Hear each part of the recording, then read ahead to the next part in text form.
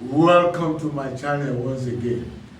Today I want to take you on memory lane. That is, it's very easy when one is very young to remember things. But as we grow in age, you start suffering from age-related chronic diseases. And majority of them are more or less a reminder of how we had spent our youth. So when you look at the risk factors associated with many of these old age related problems, you can see a way or follow the risk factor, avoid the risk factor, and you live a life that will not reflect that in your old age. So most of these chronic problems, like I said, are risk factors. Those things that we have done when we were very young and probably still continue doing that has now brought that on us. It's like no sinner shall go unpunished. But to now say that every chronic disease is a problem of payback time, well, it is not scientifically proven. But the topic I shall be dwelling on right now is a topic on memory loss. Why have I chosen this memory loss? It was one of those who are subscribers to this channel that really asked, is it a death sentence? That is there no succor for people who are probably experiencing it? I now said, let me do a laboratory investigation and also look at the effort so far by the various researches embarked upon by scientists. How far have they gone? Then what can we do to prevent? Because you can only see how you can prevent the onset. Because as far as memory loss or dementia is concerned, it is like a thing that one cannot recover from. Nobody has yet recovered from Alzheimer's disease or any of the other. But there are some memory loss psychosis that one could be recovered from and become normal. But these are not age related. But those loss, in all sincerity, is a problem that you have to take care of now that you don't have it. Now that you don't have this, what are the risk factors? So I shall expose the risk factors based on researches, the research findings, and also the laboratory investigation that one can do. In any case, I will also include other tests that are not in the lab that one can do and probably not experience memory loss in future. So stay on. Memory loss, this is the outline. The World Health Organization definition and effort. Some risk factors. Research of hope on memory loss or dementia. Laboratory investigation with more risk factor highlighted. Other tests on memory loss or dementia, like I said. You can now look at the definition from World Health Organization on memory loss. Definition: dementia is a syndrome. When you talk of a syndrome, you are talking of things that are so many that are you probably cannot just say when you treat one thing, that is all. The treatment encompasses so many. So usually of a chronic or progressive nature. This leads to deterioration in cognitive function. So you have to now, it affects the memory, one, thinking, two, orientation, comprehension, circulation, learning capacity, language, and judgment. So you can see that it's really a syndrome. Studies show that people can reduce their risk of cognitive decline and dementia by being physically active, not smoking, avoiding harmful use of alcohol, controlling their weight, eating a healthy diet, and maintaining healthy lifestyle. This is the brain itself. You see that the frontal part, it's the cerebrum, and that is around the middle part. Then you have the area concerns with our memory. The brain has been divided into six: the spine, the midbrain, and so and others. This in May, if we want to now look at what is WHO response to this problem, memory loss. In May 2017, the World Health Assembly endorsed the global action on that. An international surveillance platform, the Global Dementia Observatory, has been established for policy makers, so you can see, so that more researches are done and monitored. WHO guidelines on risk reduction of cognitive decline and dementia provide evidence-based things that will help this. Dementia is also one of the priority conditions in the World Health Organization mental health problem. In July 2021, WHO released towards a dementia inclusive society, so that they are not alone. WHO is also involved. WHO is developing a dementia research blueprint. So these are efforts geared towards that, and this is where we come to the risk factor. Mercury can cause dysfunction of brain. Tuna fish contains high protein, and so you need to substitute that with probably salmon fish as one growth holder. Marijuana has also been known to cause, to really affect, though it's useful for therapeutic purpose, but at the same time the side effects such as memory loss is also indicated. So one must know that even though you are taking it for pain and whatever, the research has proven that marijuana is a risk factor. Alcohol too is a risk factor, because alcohol abuse interferes with blood flow to the brain and can cause brain function to decline.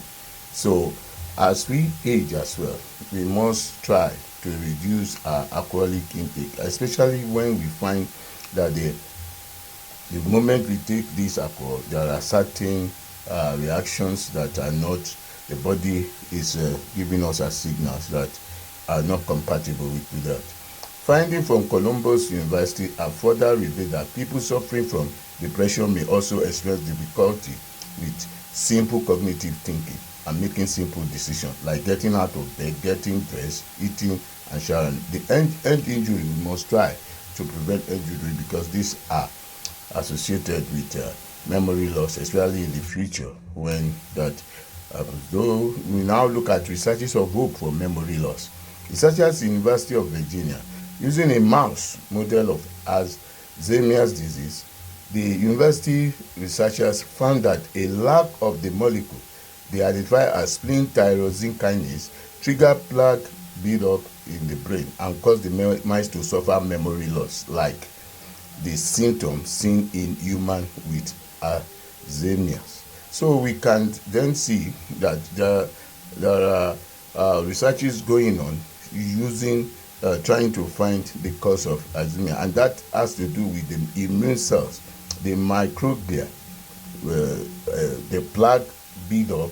Further, they were able to reduce the plaque build-up by activating the microglia, that is the immune cells, to really remove that plaque build-up that is causing the memory loss. A lack of the molecule, this is another test in a mouse model of MS, meanwhile, led to the build-up of damaged myelin, a protective coating on nerve cells. When myelin is damaged, the cell cannot transmit messages properly, causing MS symptoms such as mobility problem and muscle spasm. The University of Virginia also discovered that based on their promising results, researchers report that targeting the molecule that cause this problem to stimulate the brain immune activity could offer a way out for Alzheimer's. And so it is like making the immune response of the brain, that microglia, to now produce, to come out more and then attack the plaque or those areas, or reform those areas that has been affected. Using aging mice too, research have identified that yes, there are memory cells that are areas, you see it in the picture, that really helps the mouse to recognize old smell product and the food on the ground that are dangerous to them. Researchers learned that the concentrated filaments, these are the filaments that are built up when the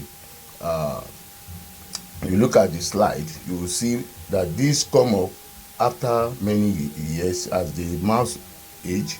Then it's now been found out that they more or less block the memory of the mouse, linking it with the food. That this food has a kind of odor coming out from the mouth of the mouse, which shows that yes, if this mouse is still healthy, that food that they had that time is okay and they will continue to eat it. So you can see this now showing the brain cells. That is the memory cells, brain part. And in the old part, you now see coming out as filament, which shows that yes, with aging, these filaments are formed. But these filaments that are so many does not correlate with having better memory, but it's as if they are there to block the memory. Laboratory investigation. You will now find laboratory investigation as complete blood count. The implication of doing this is that when you have high WBCs, it shows infection and infestation. Plasma accumulation could cause blood coagulation, and in case of depletion, there is thrombocytopenia. It's also indicates something. Red blood cells contain hemoglobin, and hematocrit lower levels indicate anemia that can cause fatigue and thinking difficulty. So we must be able to say that when you are a bit anemic, there is a problem. The laboratory uses this machine. It's called the hematocrit centrifuge, and the parts are labeled so that the lead, the rotor, and the speed adjustments and what have you are used. Once you have layered your capillary tubes on it, it starts spinning, and it comes out with the concentration of the red cells to the plasma to let you know how whether there is anemia or not. This is the microscope for examining the blood films for white blood cells, red blood cells, and platelets. At the end, the eyepiece is where the eye is put, and the objective lens is that, and the slide is on top of the stage. So it goes on. This is a biochemistry test where sodium is measured. Sodium is a measure of the amount of sodium in the blood, and new research suggests that a diet high in salt may promote cognitive decline by destabilizing level of the protein tau. Excess level of tau are a hallmark of dementia. Share on pretension avoiding excessive salt intake could stave off dementia. So when we avoid too much salt, especially as hypertension is concerned, we are more or less saving our brain's memory cells. Glucose level affect the amount of sugar, and if the brain feeds on the glucose only, but when there is no glucose, there is confusion in the brain. You cannot remember things. But now they have even found that when you stop the blood of glucose, you could also help. That is, the ketone bodies could help. This is the Cobas 111 used for analysis of the sodium and co. It will also be useful to analyze bicarbonate. Bicarbonate indicates an abnormal blood pH, which can be caused by a variety of conditions. Acidosis has been hypothesized to be a contributing factor to the development of Alzheimer's dementia. High creatinine and blood urea indicate kidney impairment or dehydration, and dehydration can cause also dementia, can worsen the case of dementia. Liver function test. When you now look at the bilirubin aspect of your liver function test, you see that bilirubin, lowering the concentration of the free bilirubin capable of crossing the blood-brain barrier, may benefit the treatment of Alzheimer's diseases. So the bilirubin is also a key factor that has to be lowered, especially in the liver function test. That machine is also indicative. It's very useful for such. Then this is another one where high thyroid stimulating hormone indicate an underactive thyroid. Hypothyroidism is associated with increased risk of dementia. Every 6 months of elevated TSH increases the risk of dementia by 12%, suggesting that also the length of hypothyroidism influences the dementia. Dementia. Low TSH indicates an overactive thyroid gland.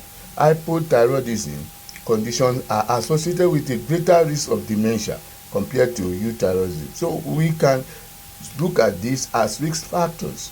So that's why I was mentioning the risk factors.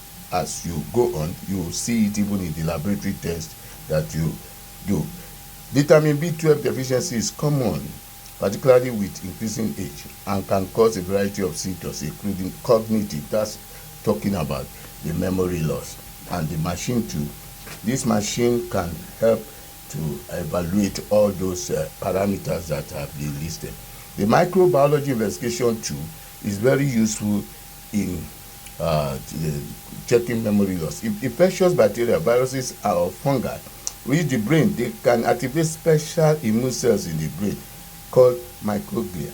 When microglia are activated, they can cause inflammation in the brain. This type of inflammation is thought to be involved in the progression of dementia by causing nerve cells death. Dental infection and dementia. In fact, many studies have found the connection between gum disease and cognitive decline, and a direct link between periodontal disease and dementia. So these are findings of the lab. This is an elderly person who has periodontal disease. You can even see the way he's touching his cheek pains. Other further laboratory investigation is the rapid plasmid reagent used as a screening test for syphilis. Syphilis affects the nervous system, and neurosyphilis can cause dementia. HIV is another one. HIV is the direct result of infection or due to opportunistic infection that occur because HIV has weakened the body's immune system. As these are all compilation from the Alzheimer's Association laboratory evaluation. Other tests we can do. One is CSF test, brain imaging, magnetic